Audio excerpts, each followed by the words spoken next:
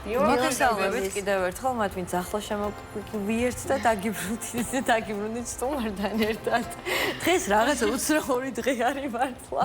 არა უშავს, ახლა უნდა მოგემართოთ, იმიტომ რომ ძალიან საინტერესო თემა გვაქვს და ამ კუთხით ცვლილებების შევიდა 2025 წლის დეკემბერში. თუმცა უფრო უკეთ აღნიშნულ თემაზე, რომელსაც ახლა მოგახსენებს, სამართლის ჯგუფის იურისტი სოფიო ჯალობაძე შემოგვიერთდება და უნდა ვისაუბროთ საავტორო უფლებების დაცვაზე. და როგორც უკვე გითხარით, ამ კუთხით 2025 წლის დასასრულს დეკემბერში გარკვეული ცვლილებები შევიდა და თუ რა ცვლილებებზე არის საუბარი, ახლა სტუმართან ერთად ვისაუბრებთ. დილამშვიდობი სოფიო, მადლობა სტუმრობისთვის, იმისთვის რომ ხართ ჩვენთან ერთად. პირველ რიგში ვთქვათ, საქართველოს კანონმდებლობის მიხედვით, ვინ მიიჩნევა ავტორად და რა ძირითადი მოთხოვნები არის ამ მიმართულებით. ძალიან მნიშვნელოვანი და საინტერესო თემა არის საავტორო სამართალი და ზოგადად ინტელექტუალური საკუთრების სამართალი და საკმაოდ მრავალმომცველი საკითხია აღნიშნული. საავტორო სამართალზე როცა ვსაუბრობთ, აუცილებელია აღვნიშნოთ თუ ვინ არის ავტორი და ვინ მიიჩნევა ნაწარმოების ავტორად. პირველ რიგში კანონმდებლობა განსაზღვრავს, რომ ავტორი არის ფიზიკური პირი, რომლის ინტელექტუალური შემოქმედებითი საქმიანობის შედეგად შეიქმნა ნაწარმოები.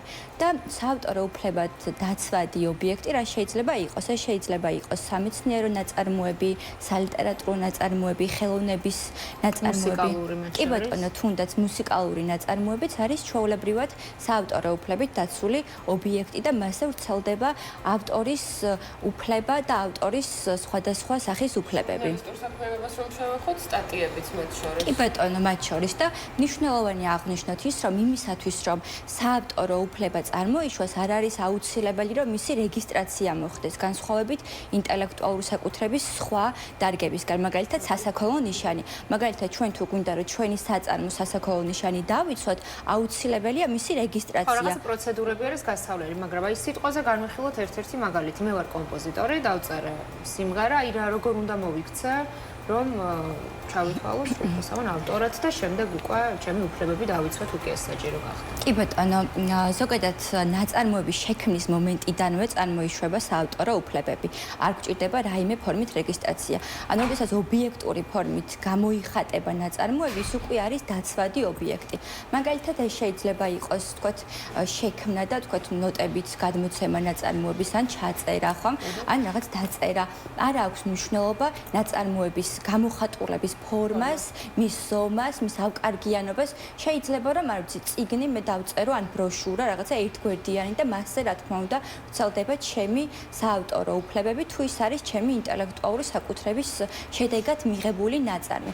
რაც შეეხება კომპოზიტორებს და ზოგადად მუსიკოსების საავტორო უფლებების დაცვას, დღეს ჩვენ საქართველოში გვაქვს კოლექტიური მართვის ორგანიზაცია, რომელიც აგროვებს ჰონორარებს. ან მე მაგალითად ავტორ შემიძლია რომ თავად მე გამკარგო ეს უფლებები და თქვათ მაგალითად თუ ტელევიზიაში გადის რომელიმე კომპოზიტორის ნაწარმოები, მე პირადად მას მივცე უფლება, ან შეიძლება რომ ჩემი უფლებები გადავცე კოლექტიური მართვის ორგანიზაციას და მან ააგროვოს ჰონორარი. მაგალითად, ტელევიზიები, მაღაზიები, სადაც დღის განმავლობაში შევდივართ და მუსიკა გვესმისეს, ყველა თვის განმავლობაში თვის ჭრილში კოლექტიურ ორგანიზაციას უხდის კონკრეტულ თანხას, ეს არის მიბმული რაღაცა ტარიფები არის განსაზღვრული და შემდგომ ხდება ჰონორარის გადანაწილება. უფრო მეტიც, მაგალითად, როდესაც ხდება, თქვათ, ტელეფონების ან სხვადასხვა ელექტრონული საშუალებების შემოტანა, იმპორტიორი იხდის ასევე ჰონორარს იმისათვის, რომ შემდგომ მე შეიძლება ფიზიკურმა პირმა YouTube-ში მოусმინო რომელიღაცა მუსიკოსის სიმღერას, მისი საავტორო უფლება, ანუ გამოვიყენო, ესე ვთქვათ, მოусმინო, მე როგორც ფიზიკური პირი ამაში არ ვიხდი თანხას, თუმცა იმპორტიორი პროდუქციის იმპორტირების დროს ვალდებულია, რომ გადაიხადოს აღნიშნული ჰონორარი, რომელიც არის საქართველოში. კი ბატონო, ბოლო პერიოდში კი ბატონო, ბოლო პერიოდში 2025 წელს უკვე ძალიან აქტიურად წამოვიდა აღნიშნული საკითხის კონტროლირება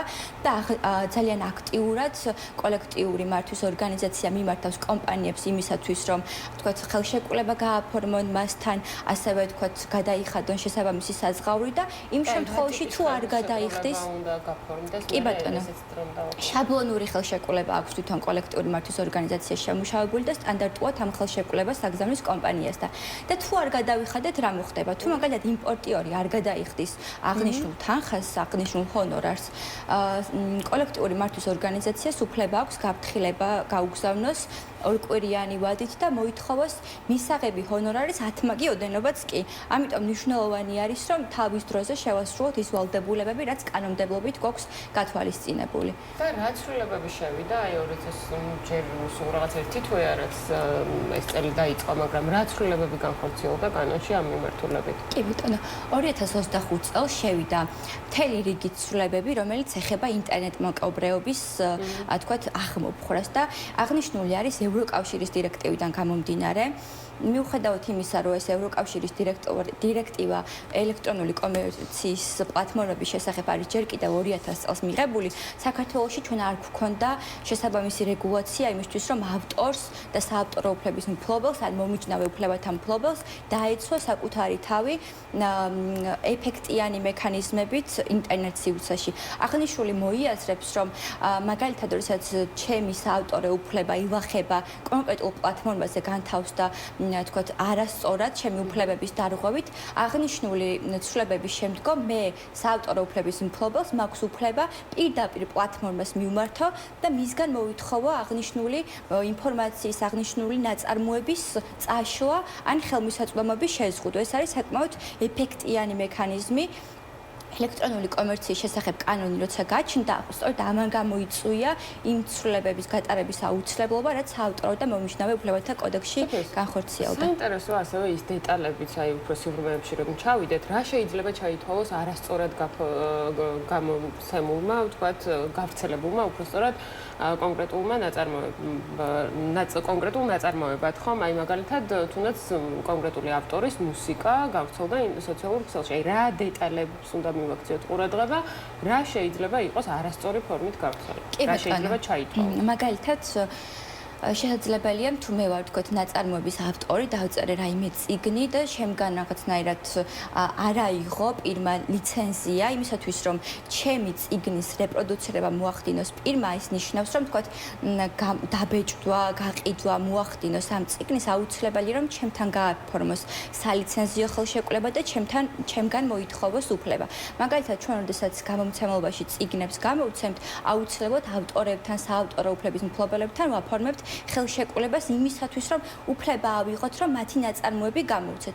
ავტორს გააჩნია ძალიან მნიშვნელოვანი უფლება, ეს არის ავტორობის უფლება, იმის უფლება, რომ მან თანხმობა გასცეს ან უარი განაცხადოს მისი ნაწარმოების გამოყენებაზე. მართალია მე როგორც ვთქვათ ფიზიკური პირი, პირადი მიზნით გამოყენების დროს არ ვიხდი რაიმე საზღაურს, მაგალითად მე თუ მუსიკას მოვუსმენ, მე არ ვიხდი საზღაურს, მაგრამ თუ ამის კომერციალიზაციას მოვახდენ შემდგომ, მაგალითად თქვათ წიგნს გავყიდი ელექტრონული ფორმით ელექტრონულ სივრცეში, ამით მე ვარღვევ ავტორის უფლებას, თუ მასთან არ მაქვს შეთანხმება და მას არ ვუხდი ჰონორარს. შესაბამისად, ეს მექანიზმი, რომ უშუალოდ შუამავალ გამტარ პლატფორმას მივმართო და მისგან მოვითხოვო თქვათ უფლების შელახვის აღკვეთა, არის ძალიან მნიშვნელოვანი ბერკეტი თითოეული ავტორისთვის და კანონმდებელი, ასე ვთქვათ, არაპირდაპირ ზიანს აკისრებს ამ პლატფორმას. მიუხედავად იმისა, რომ შეიძლება კონკრეტულმა პლატფორმამ თვითონ არ განათავსოს ეს ინფორმაცია და განათავსოს მესამე პირმა მომხმარებელმა, კანონი უკვე მას ავალდებულებს, რომ მე საავტორო უფლების მფლობელი თუ მივმართავ და დავუსაბუთებ, რომ ეს უფლება არის ჩემი და ის, თქვათ, არასწორად ლახავს ჩემს უფლებას და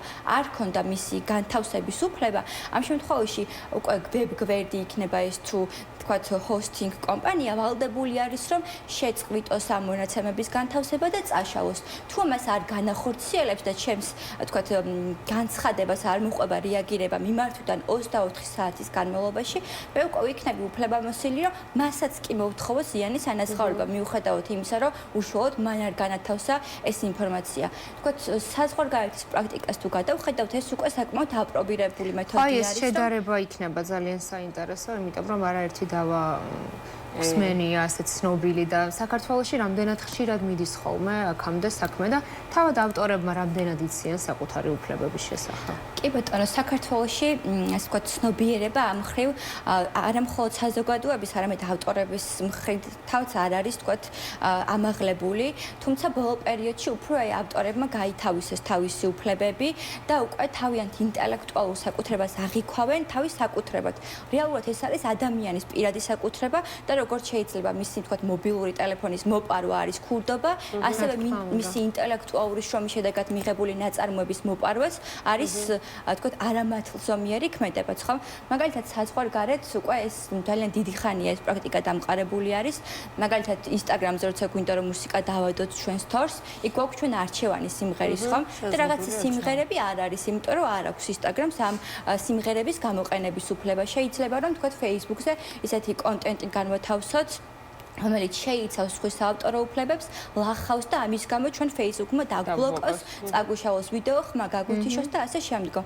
ამიტომ ეს საკითხი, თქვათ, სხვა ქვეყნებში უკვე ძალიან დიდი ხანია არსებობს და დიდი ხანია ვითარდება, მაგრამ საქართველოში თვითონ საავტორო უფლებების მიმართულებით ახლა იდგმება ძალიან მნიშვნელოვანი ნაბიჯები და რაც ახლა წამოვიდა წინ ეს საკითხები და ის ინტერნეტ მეკობრიობა.